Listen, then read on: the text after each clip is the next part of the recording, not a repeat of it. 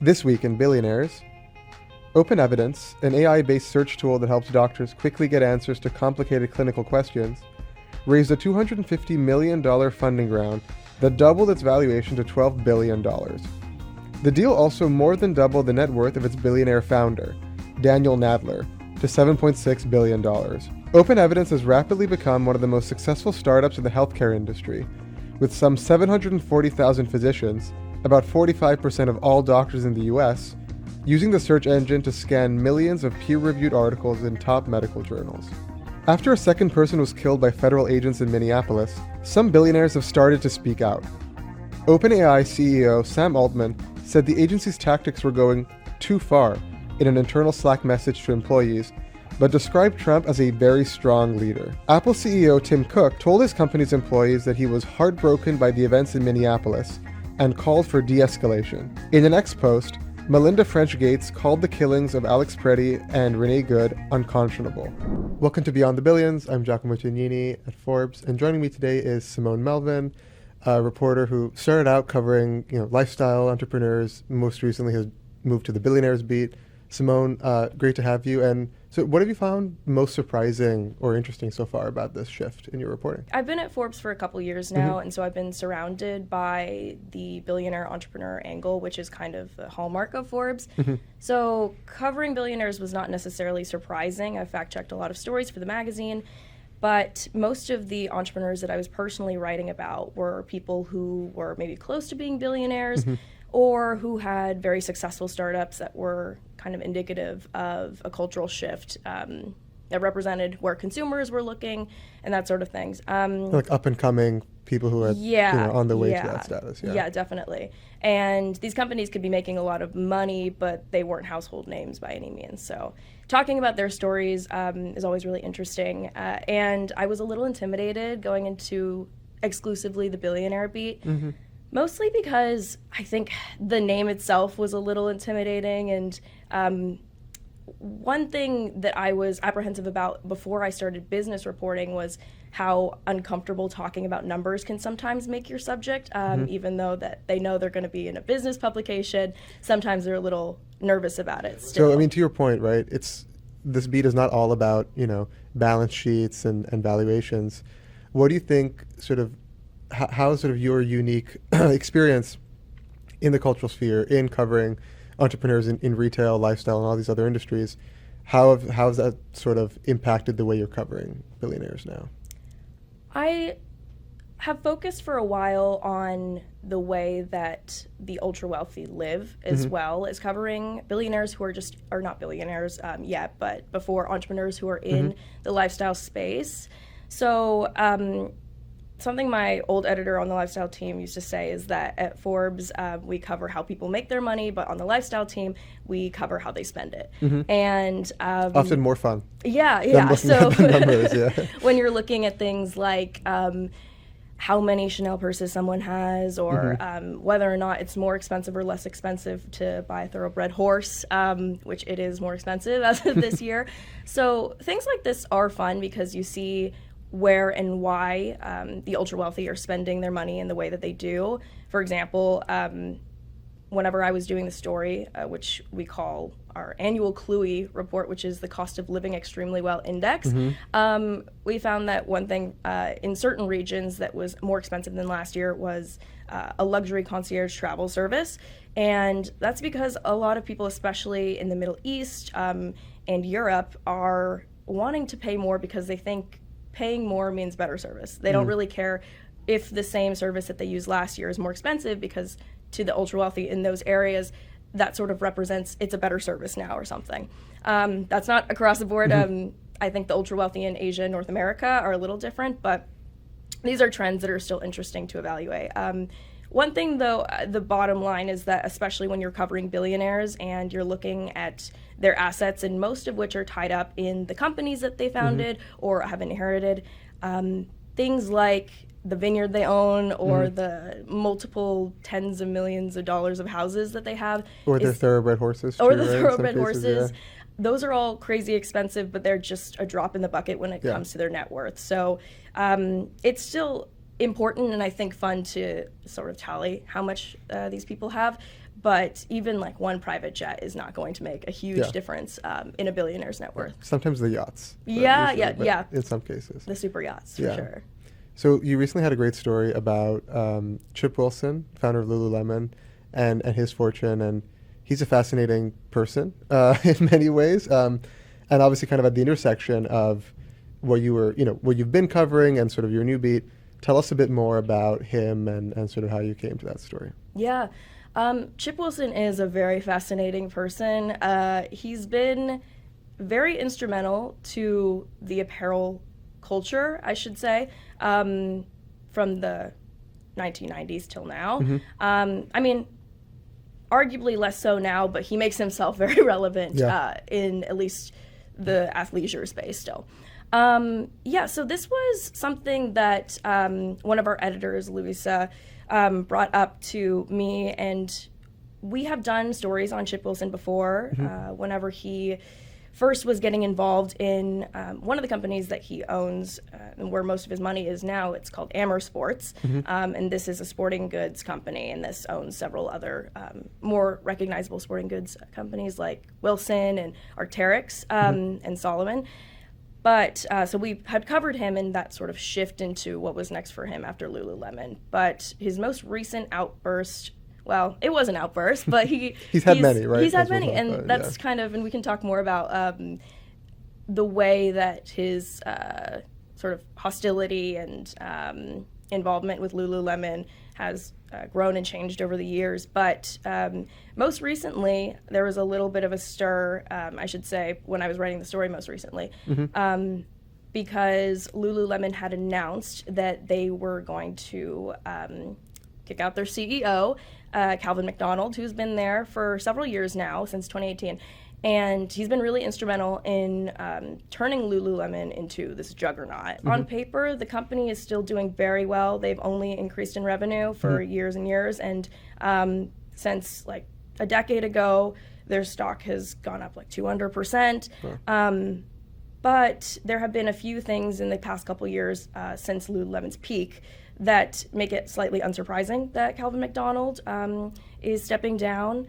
And that includes, there's been some product fatigue at Lululemon, some small issues with quality, at least in the past couple years. Recently, there was another one. We can talk about that. But also something to note is that CEOs leave companies all the time. It's not like, oh my gosh, he was kicked out. This happens all the time. And it was, if you joined in 2018, still an 8-year or close to 8-year tenure, right? It's not like he came in and went out right away. Yeah. And you'll see like at other companies, sometimes CEOs will make it like 6 months, and then it's like, we could try someone else. But for a while, people in the industry have been speculating about the health of Lululemon and whether or not they could continue innovating because they just had gotten so big. All to say that Chip Wilson, who has a lot to say about Lululemon for years, whether or not he's pretty much always complained that Lululemon has lost its soul.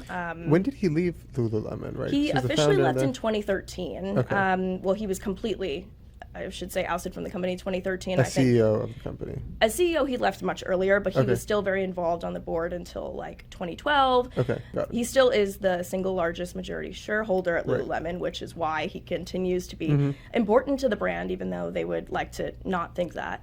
But whenever this announcement came, that McDonald was stepping down, Wilson was simultaneously very excited and also very happy to dig in and deride Lululemon some more.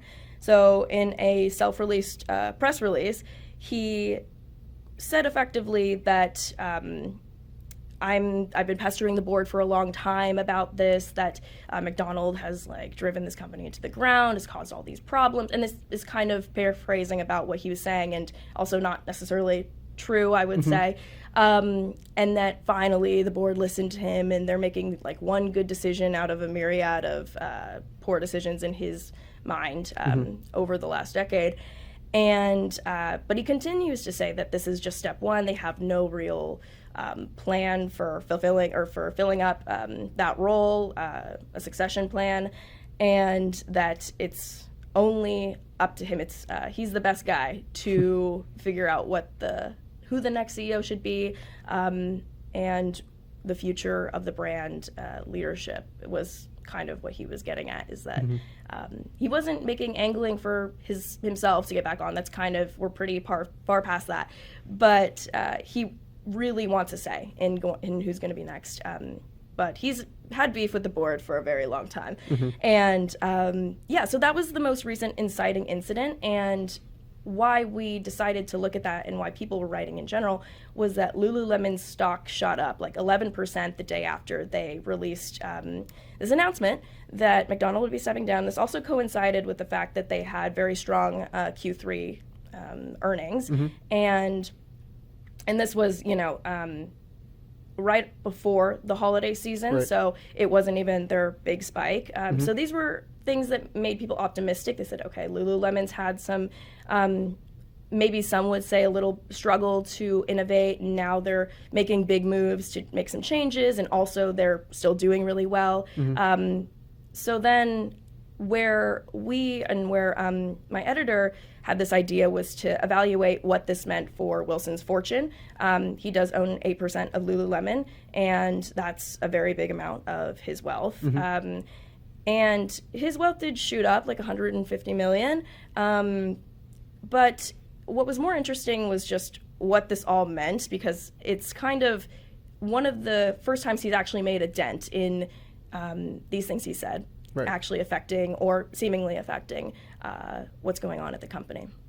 So, I mean, do you think he has a point this time around?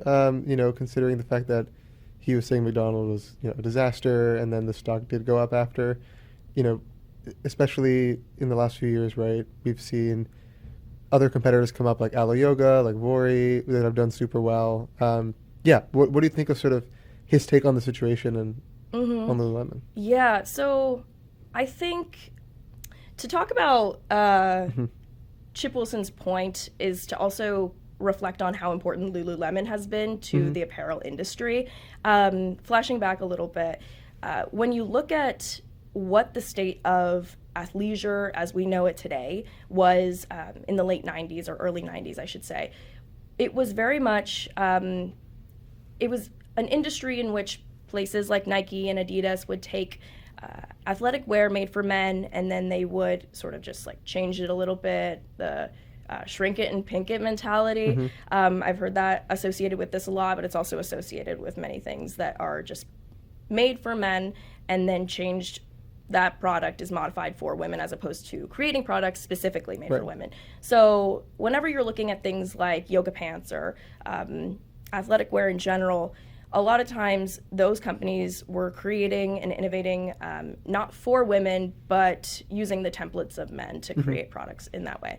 And so in 1997 or so, Chip Wilson, who had already sold a snowboarding company at that point, and he found himself in a yoga class, and he was like looking around. He's a very, some have called him tactless, so this is maybe also a very tactless start to a company, but he was looking around and noticing a lot of the women's yoga pants were see-through. And this did inspire him to create a yoga pant that was completely, I should say, specifically made for women. It wouldn't be transparent. It would fit in a way that not all companies were making clothing, specifically for women's bodies. And he built Lululemon in 1998 off of this idea of I have an ideal customer in mind, and he had this very specific woman, type of woman who he wanted to cater toward. And she, someone who's in her 30s, very active, fashionable, and can afford very expensive yoga pants. Yeah. So this is the sort of world that Lululemon is coming into. And the rise of yoga pants is generating very quickly as Lululemon continues to grow. And Lululemon is kind of behind it as well. And when you're looking at larger fashion trends in general, this is all just very perfect divine timing, because this is kind of intuitive. If you've looked at how people dress now versus 20 years ago versus 100 years ago, generally speaking, we have gotten more casual. We are just generally not wearing three-piece suits all the time. This push, I should say, largely, to have more casual clothing in the market is also bolstering Lululemon's position. And then through the beginning of the 2010s, Lululemon starts as this sort of, it's a yoga studio as well for a little bit at the very beginning, and then it just becomes this sort of cult favorite, a brand, because Chip Wilson did have this very specific community in mind, and it was like a lifestyle, you know, sort of think the way that people who go to SoulCycle have this attitude toward, I go to SoulCycle, and it's like, I go to Lululemon, like I shop. It's a place where it says a lot about it's like you. A community at that point. Yeah, right? yeah, definitely. So Lululemon becomes very instrumental in pushing athleisure all through the 21st century. And that just gets extremely, should say, what gets Lululemon to the point of becoming the 7th largest apparel company in the world by 2023 was how important it became during COVID. Like that was kind of an aftermath, or I should say the aftershock of everyone getting really into athleisure, and then it just saw this huge spike. But people just generally started wearing yoga pants and athletic wear as normal wear. It didn't become so uncouth or strange. So Chip Wilson has made kind of a really large, intense dent on the culture as we know it. And I think he's very aware of that, and that's really important to him. Yeah, so it's really interesting, right? That's really important to him, like you said. But then things kind of started to go off the rails when he started making comments, right, about how Lululemon, in his view, was straying away from that ideal customer he'd always had, right? So, you know, what did he say exactly, you know, back in 2012, 2013, when sort of these things were happening? Well, there was one comment specifically that got him really in hot water in 2013. And, you know, it seems to always come back to the fact that some yoga pants are going to be sheer in some ways, whether that's a product defect or, in Chip Wilson's words, a different defect. Despite the fact that that was sort of the inception for the brand entirely, in 2013 there was an issue with some leggings at Lululemon where some women or some people who were wearing them were complaining that they were sheer.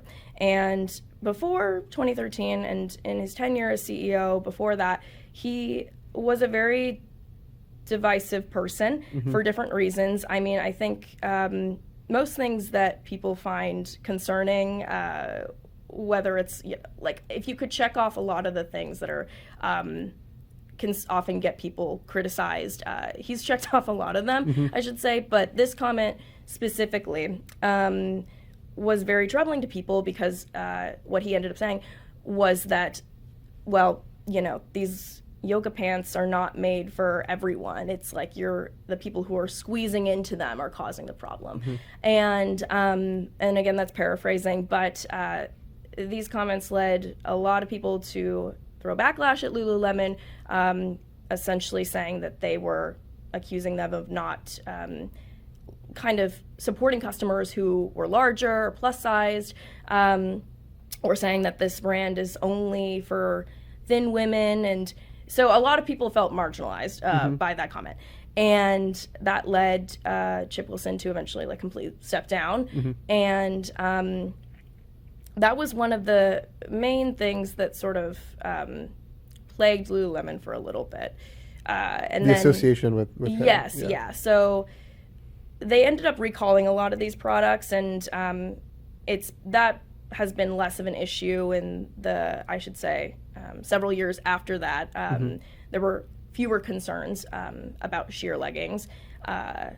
Although I will say, as of like 3 weeks ago, after I published the story I wrote, there was another, I guess, small scandal about Lululemon having sheer leggings. And ironically, Chip Wilson, I think about a week ago, took to LinkedIn and he said that this was a total failure on Lululemon's fault. Like, it's a complete they've reversal. completely lost their like product ability. Like he just is someone who will be very relentless, whether whatever position he comes at, toward kind of saying that Lululemon's board is doing something wrong. And he's not always in the wrong, I should say. Like, I think that we can talk more about it, but there's a lot to say about how people agree with him in some ways, but it is completely the opposite of what he was saying in 2013. You mentioned earlier sort of one of his biggest assets now is Amer Sports, right? Yeah. And he hasn't been personally involved in Lululemon over a decade.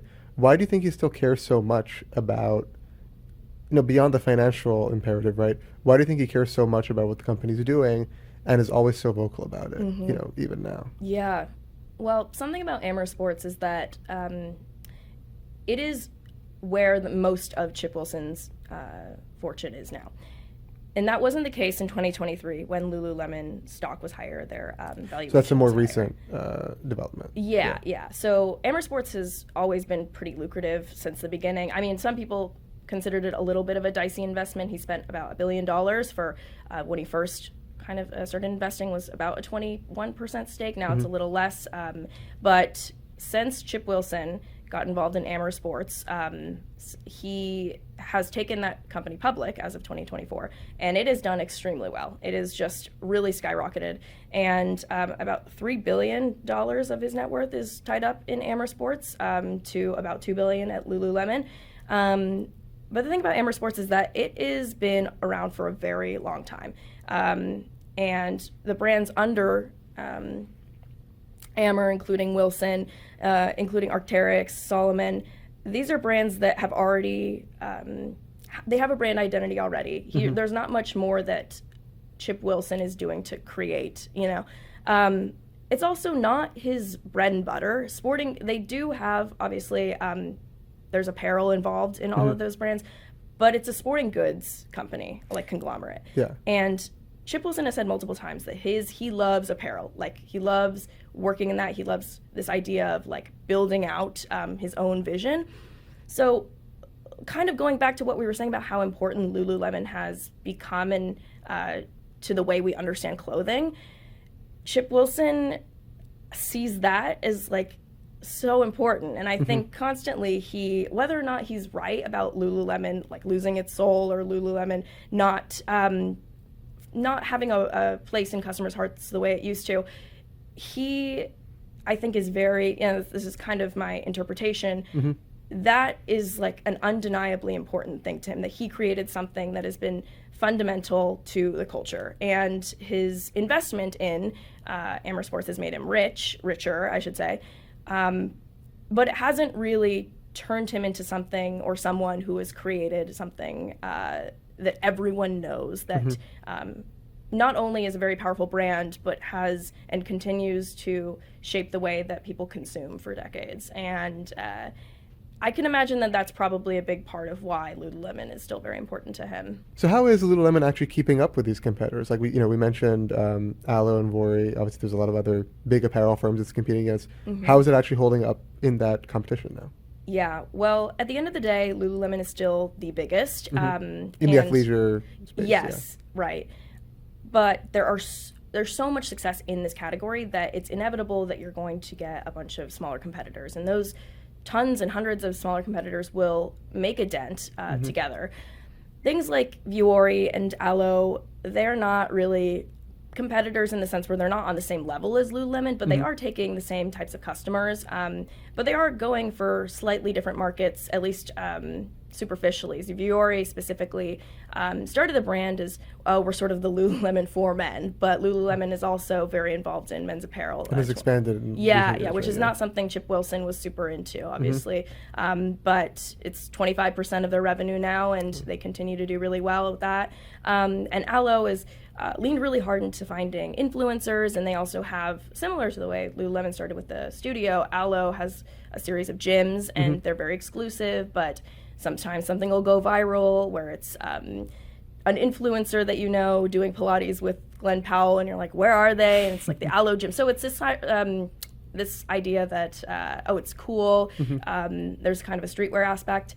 But what's actually interesting is that it's not just competitors like Vuori and Alo that are eating away at Lululemon's market share. It's places outside of that.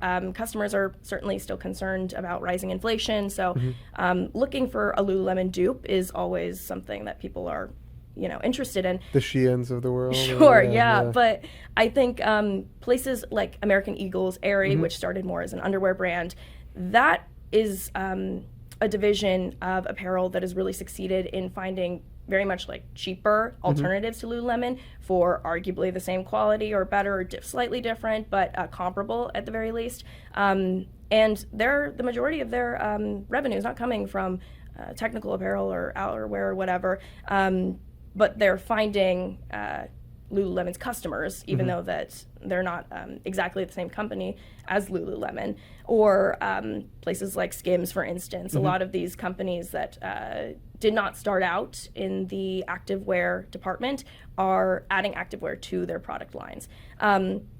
But at the end of the day, Lululemon is still increasing in revenue, especially outside of the United States. One of the main concerns is that it's not always, revenue is not always rising in North America, but it's rising overall because so much, especially in like Asia and China, sales are definitely skyrocketing there. So I think Lululemon is not in trouble in the way that we would immediately think that they're in trouble. But there is, without a doubt, competitors along the way. Well, I'm sure this is not going to be the last time that you're covering another outburst by Chip Wilson or something else happening with Lululemon. And obviously really excited to see you reporting on other entrepreneurs and billionaires. But Simone, it's been great to have you on, and look forward to having you again. Thanks, Giacomo. This was great. You can find Simone's stories and the other stories mentioned in the show notes.